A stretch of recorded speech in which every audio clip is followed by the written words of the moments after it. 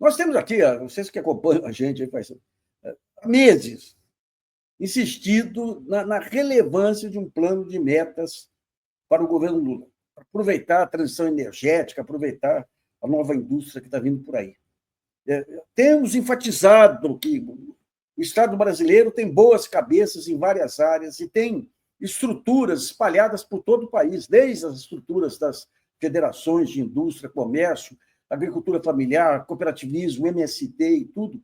Então, você tem todos os ingredientes para um plano de metas. E daí, hoje, eu levo um susto quando eu vou entrevistar um técnico que está trabalhando naquele programa do Ministério da Fazenda, sobre transição energética, e está tudo lá. Está tudo lá. Daí você fala, por que isso não apareceu até agora?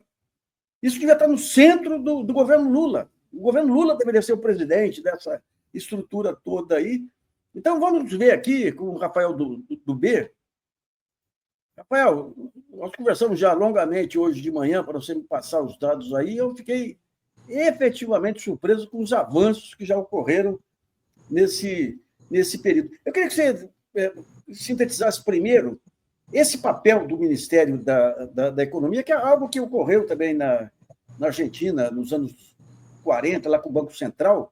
Ou seja, quem cuida da moeda e do crédito tem que cuidar de outros aspectos ligados ao planejamento do desenvolvimento, né? Como que o Ministério da Fazenda, o ministro Fernando Haddad, encarou essa questão?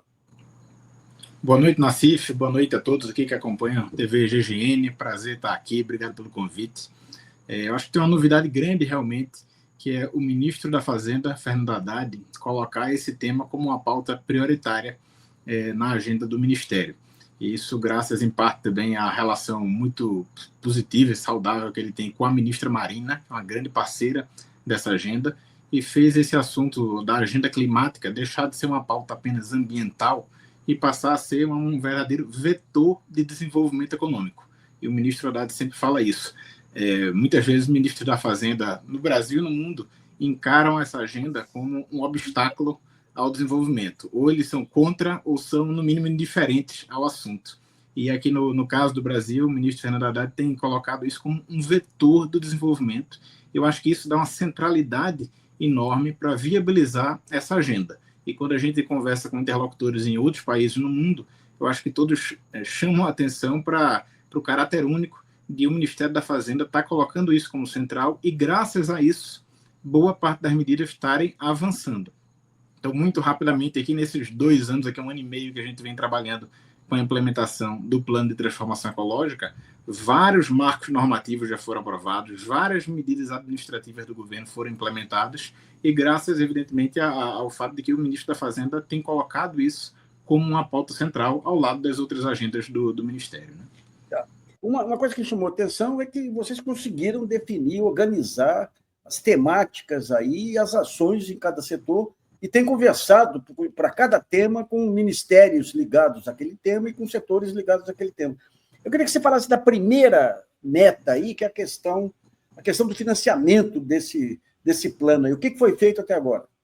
Perfeito. Como você falou, é bom sempre dizer isso não é um plano só do Ministério da Fazenda. O ministro Haddad tem colocado isso tem feito um esforço de coordenação, mas é uma agenda que envolve o Ministério do Meio Ambiente, o Ministério do Desenvolvimento da Indústria, o Ministério de Minas e Energia, da Agricultura, enfim, várias outras pastas que são parceiras desse desenvolvimento.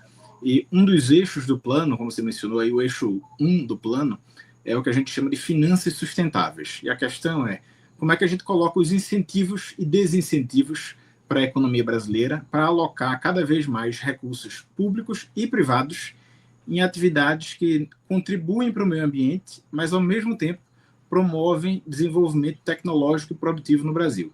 Esse é um ponto central do plano, é uma premissa. A ideia é que a gente não trabalha com a agenda apenas para descarbonizar a economia brasileira, mas aproveitar a necessidade de descarbonizar para que isso vire uma oportunidade de promover desenvolvimento tecnológico e industrial no Brasil. Então, várias ferramentas estão sendo construídas para isso. Para mencionar algumas aqui, são mais de 100 ações no total, mas a gente aprovou no ano passado a criação de um mercado regulado de carbono no Brasil. que significa colocar um teto de emissões, um teto declinante no tempo, e licenças alocadas por meio de leilão ou outros critérios, e os recursos arrecadados com esses leilões das licenças são destinados à pesquisa e desenvolvimento voltada justamente ao setor industrial que está fazendo esse esforço de descarbonização. Uma outra medida interessante que a gente iniciou também agora nesses últimos 2 anos é a emissão de títulos soberanos sustentáveis. Então, o Tesouro Nacional faz emissão de título da dívida brasileira, como tradicionalmente já faz, mas nesse caso são títulos vinculados a essa agenda de sustentabilidade.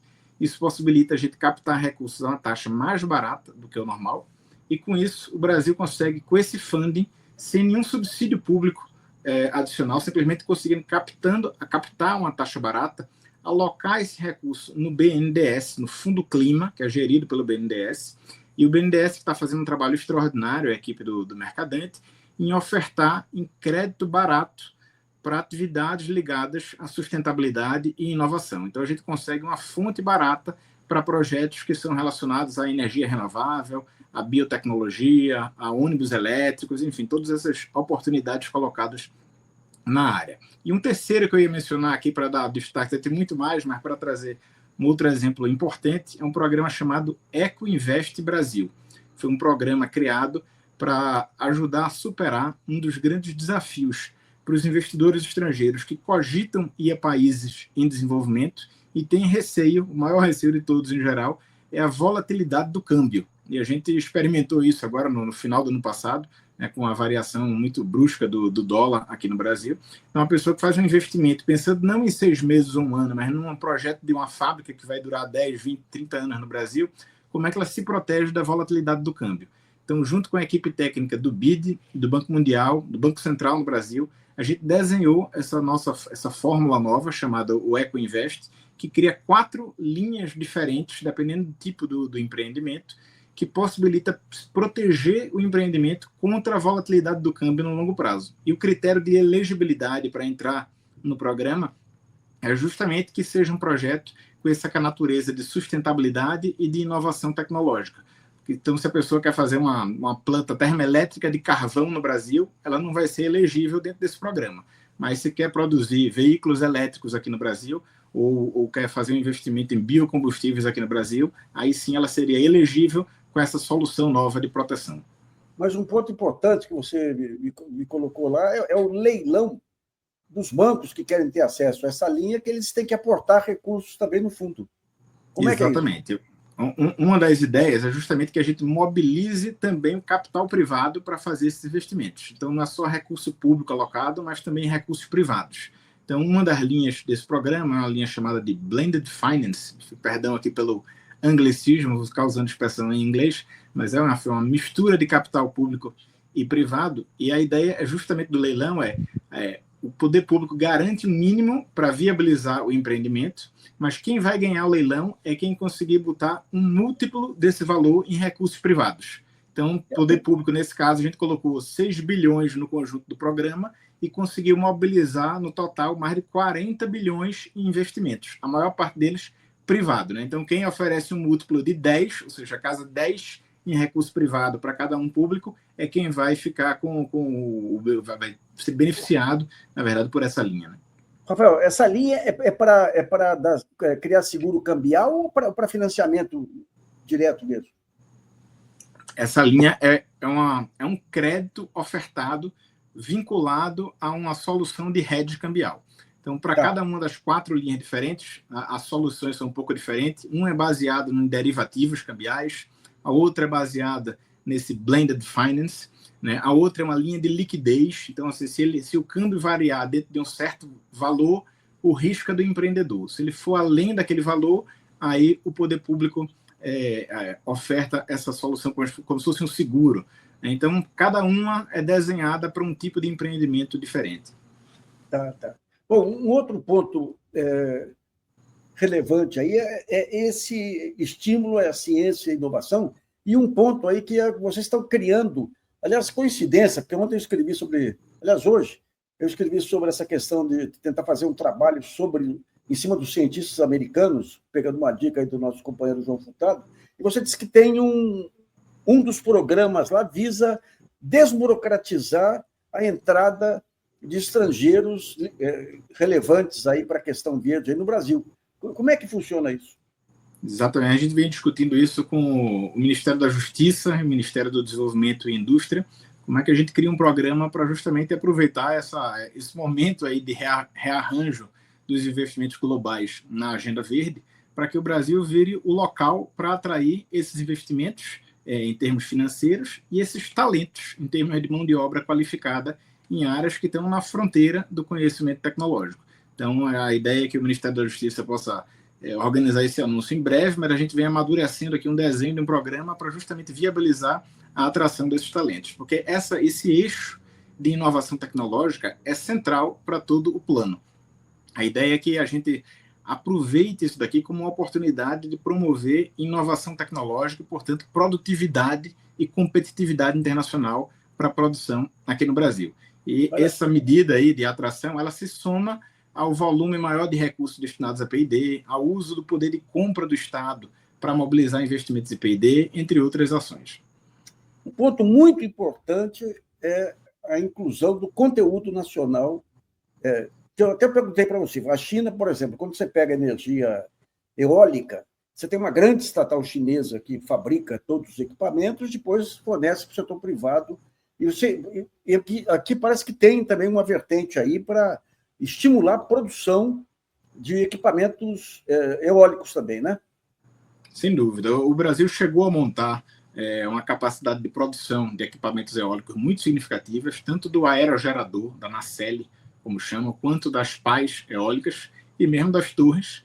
E, infelizmente, nos últimos anos, por conta desse conjunto de medidas desarticuladas pelas quais o Brasil passou nos últimos anos, isso acabou se perdendo e uma boa parte dessa capacidade industrial no setor eólico se perdeu. A gente vem há algum tempo retomando, aí, nesses últimos 2 anos, essa capacidade de induzir a retomada da indústria eólica no Brasil, inclusive da indústria solar também no Brasil, e isso passa, entre outras medidas, pelo Fundo Clima do BNDES, ao qual eu me referi mais cedo, que tem a exigência de conteúdo local aqui no Brasil, os fundos de desenvolvimento regional aqui no Brasil, o Fundo de Desenvolvimento Nordeste em particular, nos últimos anos não exigia conteúdo local, passou a exigir agora. A gente nos últimos anos estava financiando com crédito barato a importação de painéis solares de fora, e não a utilização da própria capacidade local de produzir turbinas eólicas ou mesmo painéis solares. Então, isso também foi corrigido, e nas compras públicas, as compras públicas do PAC,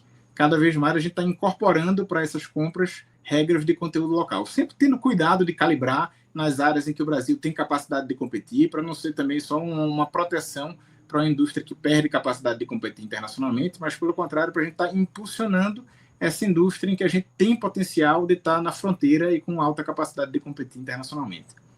Pessoal, isso aí mostra a importância de 2006. Política pública é continuidade. Várias coisas relevantes que estavam sendo tocadas, inclusive no período da Dilma, foram desmontadas posteriormente.